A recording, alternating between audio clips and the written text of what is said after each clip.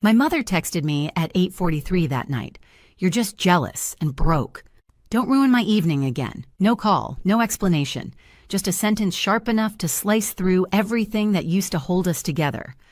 I read it twice, then set the phone down beside the stack of bills I'd paid for her that month, electric, water, mortgage, all in my name. That was the moment something inside me finally went still. 3 days later, when the restaurant lights dimmed and her credit cards failed one by one, I didn't pick up the phone. That silence, it was mine this time. I'm Ava Collins, and if you asked anyone in my family, they'd tell you I'm the responsible one. The one who remembers due dates, keeps receipts, and makes sure the lights stay on. It sounds good when you say it out loud, responsible.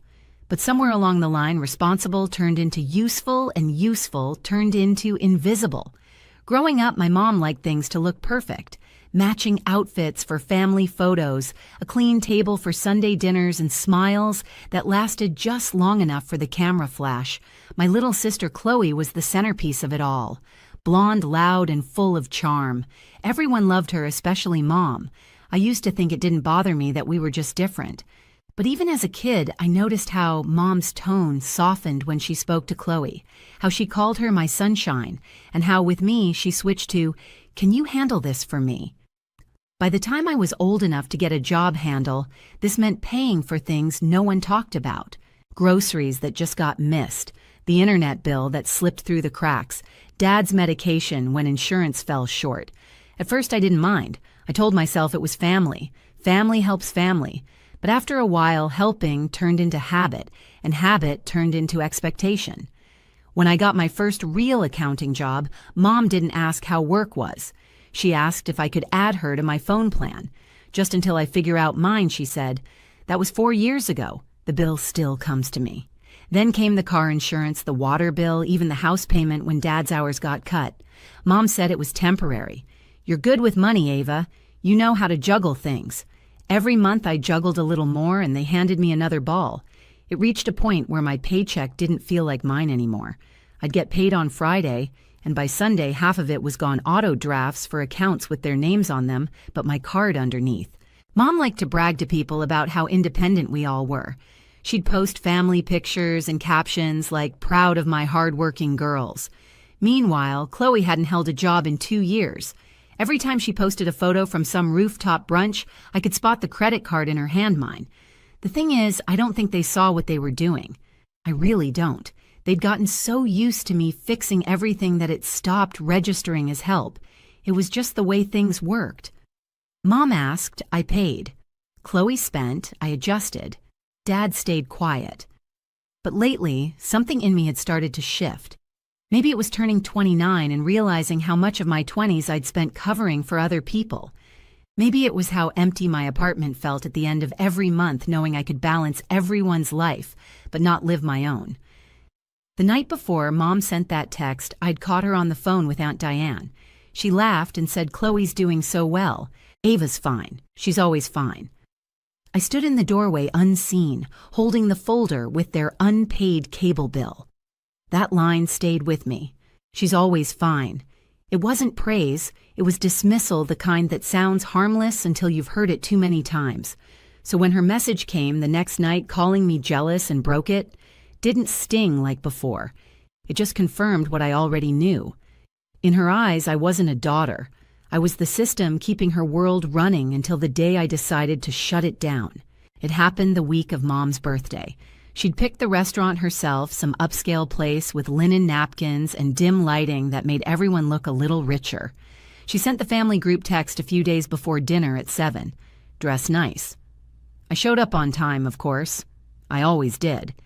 Dad waved when he saw me walk in, but it was the kind of wave you give a coworker, not your kid. Chloe was already there wearing a gold dress that probably cost more than my rent. She leaned in to kiss Mom's cheek, laughing at something before I even sat down. "Look who made it," Mom said when I reached the table. "Ava, I wasn't sure you'd be able to pull yourself away from work." I smiled politely. I left on time. The waiter brought menus. Mom didn't look at hers. She'd already decided what everyone would eat. She always did. The wine came next, and the small talk started. Vacations, Chloe's new boyfriend, a neighbor's renovation. the usual performance. Then the bill arrived. That's when it always got awkward. The waiter placed the black folder neatly at the edge of the table. No one reached for it right away. Mom glanced at me, then at Chloe. So she said, swirling her wine, "Who's covering this year?" There was a pause, the kind that makes your stomach tighten. I said quietly, "I can if you need me to, but maybe someone else can take it this time." The table went still. Chloe laughed sharp and loud. You can barely afford that salad you ordered." Mom chuckled, not even looking up. "Not you, honey, you're broke." It landed like a slap. The waiter was still standing there. A couple at the next table turned their heads. My face burned, but I stayed quiet. Chloe leaned forward, smiling the way people do when they know they've drawn blood.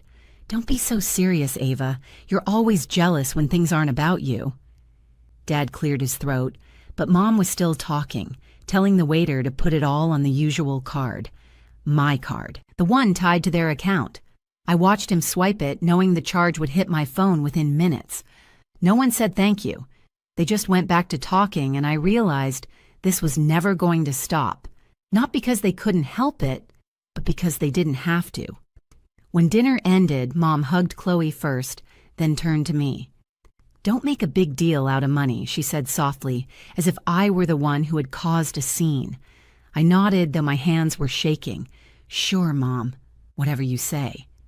On the way home, I stopped at a gas station. The fluorescent lights were harsh, buzzing overhead. I bought a bottle of water and stood by my car trying to breathe. My phone vibrated a text from Mom. "Don't ruin my night again. You're just jealous and broke. No period at the end. Just that." I stared at the words for a long time, watching the screen dim and fade to black. Somewhere behind me, a car engine started music thumping from its speakers. I didn't feel angry, not really, just done. When I got home, I opened the folder on my desk, the one where I kept every receipt, every bill, every login. I scrolled through the payments, utilities, mortgage, credit card, minimums, insurance. All of them in my name, all of them theirs. For the first time in years, I didn't feel like fixing anything. I closed the folder and sat in the dark until the screen on my phone lit up again. The same text, still unread, still waiting. And right then, I knew something had finally shifted. That line didn't hurt anymore. It told me what to do next. The next morning, I woke up before the sun. My apartment was quiet, the kind of quiet that makes you hear your own thoughts. For the first time in a long time, I didn't check my emails or scroll through notifications. I just sat there on the edge of my bed, thinking about that dinner, about my mom's laugh when she called me broke. I opened my laptop. The glow from the screen filled the room, and one by one, I logged into every account I managed: utilities, insurance, credit cards, mortgage. Every single one had my name listed as primary holder. Their names were just authorized users. It was all right there, black and white. I wasn't just helping them, I was carrying them. My coffee went cold as I stared at the list. Each number on that screen was a reminder of how much of my life I'd poured into theirs. I remembered Mom saying, "You're good with money, Ava. You keep us stable." I used to take that as a compliment. Now it sounded like a confession. I clicked on the phone bill first. The account had 5 lines: Mom, Dad, Chloe, her boyfriend, and me. I hovered over the button that said, "Remove user." My hand didn't shake. Click. The next screen asked, "Are you sure you want to proceed?" Yes. Electricity account auto payoff. Water removed payment method. Mortgage changed login credentials. Credit card requested account freeze due to unauthorized use. Each confirmation email that landed in my inbox felt like air coming back into my lungs. It wasn't anger anymore, it was clarity. At one point, the bank app asked me to verify my identity. The rep on the phone was polite, cheerful even. "All right, Ms. Collins, just to confirm you're the sole owner of this account?" I almost laughed. "Yes," I said. "That's kind of the problem." When the last account was locked, I sat back and looked around my apartment. The morning light had started to creep in, soft and gold. I hadn't realized how heavy everything had been until I set it down. I thought about calling Mom, telling her what I'd done. But then I remembered her voice at that restaurant, that little smirk she shared with Chloe. I didn't owe them an explanation. I picked up my phone, opened our family group chat, and scrolled past the messages, birthday plans, grocery lists, thanks Ava, followed by another request for money. I typed a message, then deleted it. No words would do it justice. Instead, I took a deep breath, opened the banking app one more time, and hit the final button, freeze all linked cards. The confirmation appeared instantly.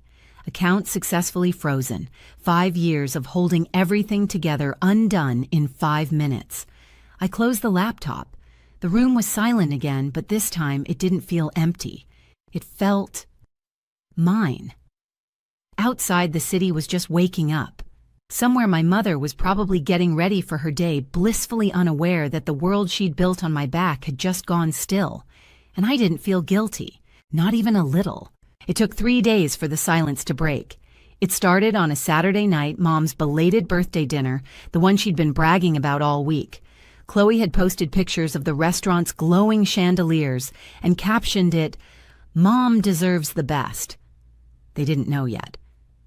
I was home eating leftovers on my couch when my phone buzzed once, then again. At first it was just background noise, something I'd learned to ignore. But then it started coming faster, a dozen messages in under a minute. I didn't check them right away. I knew what they were.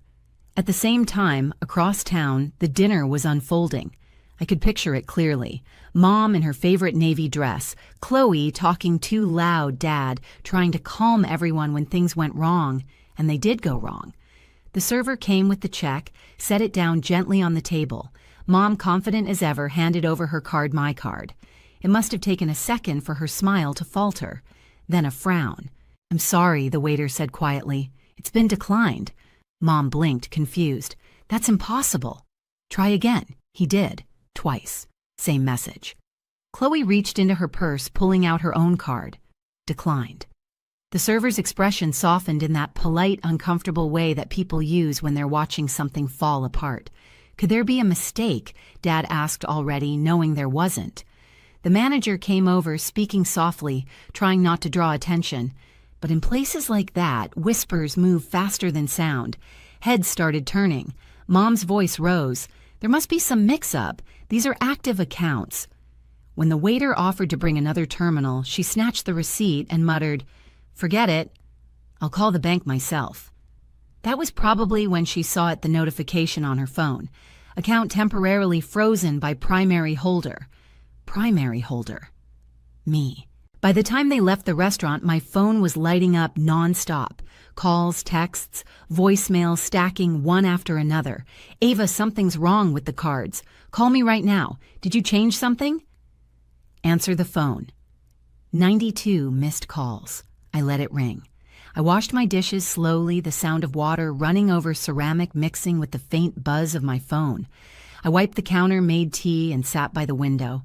From my apartment, I could see the streetlights, flickering cars, passing people laughing outside bars. The world kept moving. Another voicemail came in. Mom's voice this time trembling, but still trying to sound in control. "Ava, I don't know what's going on, but all the cards are frozen. The mortgage payment bounced. The utilities, too. You need to fix this. This isn't funny." There was a pause, a shaky breath. "Please call me back." I didn't. Instead, I opened my bank app and checked the balances, everything exactly where it should be. No one could touch it now. A few hours later, Chloe texted me directly. "You've gone too far. You're making Mom look stupid." I stared at the screen and typed, "She did that herself," then deleted it. No point. Around midnight, Dad finally tried. His message was shorter. "Your mother's upset. We'll figure this out tomorrow." Tomorrow. That was always the answer. Tomorrow, they'd fix it. Tomorrow, they'd start caring. Tomorrow, I'd go back to being the one who solved everything. But there wouldn't be a tomorrow like that anymore. I turned my phone face down and sat there in the dim light of my kitchen. The kettle clicked softly as it cooled. For the first time, I didn't feel anxious waiting for their calls. I felt calm. Somewhere across the city, the house would be quiet now. No TV humming, no lights glowing. Bills would pile up and the system that kept their world spinning would finally stop. Mom once said I'd never understand what power really was. She was right. I hadn't until now. By Sunday morning, the calls had stopped. I woke up to sunlight spilling across the floor and a phone full of unread messages. I didn't open them. The quiet felt heavy at first, then strangely peaceful, like a room after the music's been turned off and your ears are still adjusting. I made coffee, sat at my small kitchen table, and scrolled through my own accounts. The numbers looked simple for once, just mine. Rent, groceries, gas, no extra names, no shared bills, no guilt. It felt almost unreal seeing my life reduced to what actually belonged to me. A voicemail popped up from Mom. I pressed play. Ava, we didn't realize how much you handled. The bank said only you can unlock the accounts. Can we please talk? We just need to pay a few things. Call me okay. Her voice cracked near the end, that familiar mix of command and desperation. I let it play twice, then deleted it. No anger, no satisfaction, just calm. Later, I went for a walk around the block. The air was cool, the kind of spring air that smells faintly of rain and new leaves. A couple walked by holding hands, laughing. A kid on a bike nearly ran into me and his mom apologized over her shoulder. I smiled and said it was fine, and I meant it. Back at my apartment, I sat by the window again, same spot as the night before. The city hummed outside, a low, steady sound that reminded me I wasn't alone, even if I felt that way sometimes. I thought about everything, the dinners, the jokes, the endless payments. The way Mom used to pat my hand and say, "You're good with money, you'll figure it out." She wasn't wrong. I did figure it out, just not the way she expected. The truth is, I didn't freeze the accounts to punish them. I did it to free myself, to finally stop proving my worth in dollars and receipts. My phone buzzed once more, another message from Mom. "We'll figure it out," she wrote this time. "I'm proud of you, even if you don't believe it." I stared at it for a moment, then locked the screen. Some doors don't need to be slammed to close. I poured another cup of coffee and looked out at the city. The light hit the buildings in that soft golden way that makes everything look cleaner, newer. They called me jealous and broke, but I'm neither. I'm just done paying the price for their comfort and finally at peace with the silence that followed.